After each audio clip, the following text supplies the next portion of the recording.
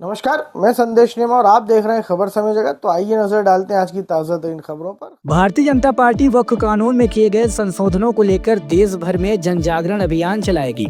इस अभियान के तहत पार्टी लोगों को वक्फ कानून की सच्चाई, उसमें हुए बदलावों और इन बदलावों के सामाजिक प्रभावों के बारे में जागरूक करेगी। मध्य प्रदेश भाजपा प्रदेश कार्यालय में वक्फ संशोधन बिल को लेकर एक अहम बैठक हुई, जिसमें बीजेपी प्रदेश अध्यक्ष BD शर्मा, केंद्रीय राज्य मंत्री दुर्गा दास उइके, प्रदेश संगठन महामंत्री हितानंद शर्मा समेत अनुसूचित जनजाति मोर्चे के कई पदाधिकारी शामिल हुए। बीजेपी प्रदेश अध्यक्ष BD शर्मा ने कहा कि वक्फ के नाम पर कई जगहों पर अराजकता का माहौल है।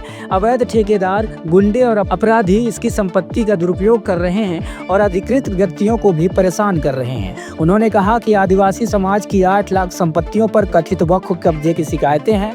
पन्ना जिले का उदाहरण देते हुए उन्होंने बताया कि एक मदरसे में अनैतिक गतिविधियों की शिकायत मिली है, जिस पर प्रशासन से रिपोर्ट भी मांगी गई है। उन्होंने यह भी कहा कि इस कानून और इससे जुड़ी गतिविधियों को लेकर समाज के हर वर्ग में जन जागरूकता बढ़ाना बेहद जरूरी है। बीजेपी ने स्पष्ट कर दिया है कि वक्फ बिल के सामाजिक और कानूनी प्रभावों को जनता के बीच ले जाएगी, ताकि एक पारदर्शी और न्यायपूर्ण व्यवस्था को बल मिल सके। शर्मा ने कहा कि यह केवल एक समुदाय का मुद्दा नहीं है, बल्कि पूरे समाज के अधिकारों और भविष्य से जुड़ा विषय है। सभी पत्रकार मित्रों का स्वागत है। भारतीय जनता पार्टी पूरे देश के अंदर ऐतिहासिक कानून वक्फ बिल पर जो देश के अंदर लोकसभा और राज्यसभा ने पारित करके माननीय राष्ट्रपति जी ने जिस कानून को मान्यता दी है, उस कानून को लेकर के भारतीय जनता पार्टी है पूरे देश के अंदर हर समाज वर्ग में जो प्रभावित पक्ष है, इस पर एक अवेयरनेस का अभियान हम सब लोगों ने लिया है। और ये सारी बातें वक्फ के कानून को लेकर आम जनता में नीचे तक चीजें जाएं। तो आज अनुसूचित जनजाति मोर्चे की हमारी बैठक है।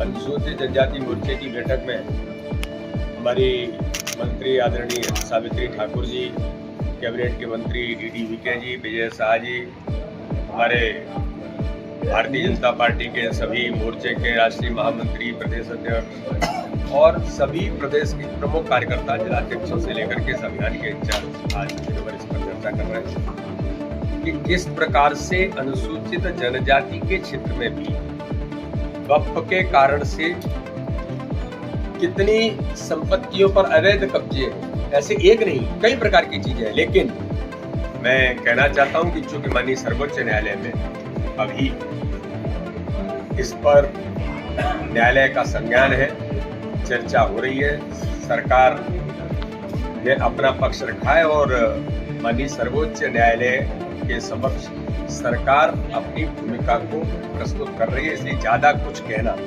मैं इसको उचित नहीं मानता। लेकिन ये अभियान हमारा एक वक्फ के बिल के कानून को लेकर के आम लोगों में, जनता में, अनुसूचित जनजाति के लोगों के बीच में ये बातें ठीक से जाएं, ये प्रयास हमारी इस बैठक के माध्यम से हम सब लोग कर रहे हैं। 15 से 25 हमारा, मैं पन्ना का सांसद हूँ, पन्ना, खजुराहो, कटनी का। मुझे अभी जब पन्ना गया तो मुझे वहाँ मुस्लिम भाई आए और उन्होंने कहा कि ये अवैध तौर पर इस मदरसे को वक्फ के नाम पर बनाया है, पूरी तरह से अवैध गतिविधियां चलती है गुंडों के हाथों में। मैं शब्द कह रहा हूँ, अपराधियों के हाथों में। ये अपराधी का नाम भी बता रहा है वो कौन है। जब मैंने प्रशासन से बात की, उन्होंने कहा कि साहब हम नोटिस दे चुके हैं और ये अवैध गतिविधियों का केंद्र बने। ऐसे एक नहीं, वक्फ के कारण कितनी ही संपत्तियों पर अवैध कब्जे, और वो कब्जे किनके? गुंडे, अपराधी, रजिस्टर्ड लोग, जो उस समाज के लोग भी ये अंतर्मन से कहते हैं कि ये बहुत खतरनाक है, कोई आय नहीं होती।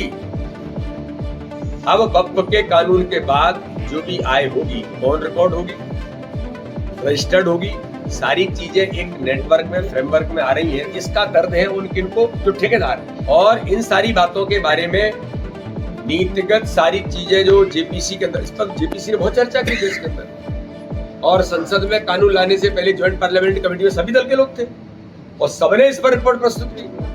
और रिपोर्ट के आने के बाद ही कानून लोकसभा के अंदर बिल आया, फिर राज्यसभा में बिल गया, फिर महामहिम राष्ट्रपति जी ने इसको अमलीजामा पहनाया।